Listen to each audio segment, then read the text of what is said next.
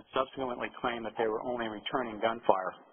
But because the event had been taped, audio and videotaped, BBN analyzed the first 3 gunshots and using echolocation had determined that the National Guard had fired the first 3 shots, and in fact they were able to pinpoint the exact soldiers who had fired the shots. And in subsequent FBI interviews, all 3 soldiers admitted that they had discharged their weapons. The point being that the same technology was now brought to bear against the Kennedy assassination. And by the way, the same BBN and the same scientist, James Barger, developed the boomerang system, which is deployed in Iraq today, which uses the same technology. They've got basically what this is a microphone attached to a microprocessor with a GPS system that tells the soldiers in real time where the sniper is that's shooting at them. Now, when BBN got the recording, the first thing that they're looking for, a gunshot sound is a very simple sound. It's just a very loud, brief noise.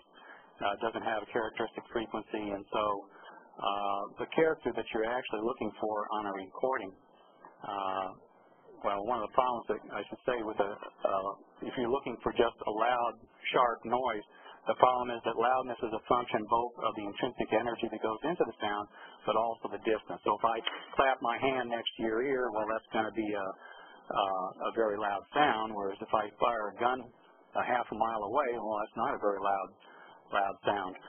Well, the clue that they're looking for is the fact that if I clap my hands, it's not going to echo off of a building 300 feet away and come back in this large echo, but an intrinsically loud sound will. In an urban environment like Dealey Plaza, you're going to get resonation, you're going to get reflections off of the building, and that's going to produce a pattern that looks like this. That is a cluster of high amplitude impulses.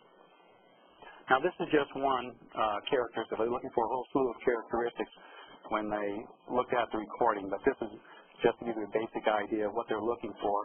And the result was that they found 5 such patterns on the recording that they identified as suspect or possible gunshot sounds, which was kind of unexpected. In fact, the House Select Committee then had to recontract with BBN to go into the field and conduct field tests in Dealey Plaza. So now what they did was actually fire gunshots in Dealey Plaza, because the prior test was sort of a generic pattern. That's what we're looking at here.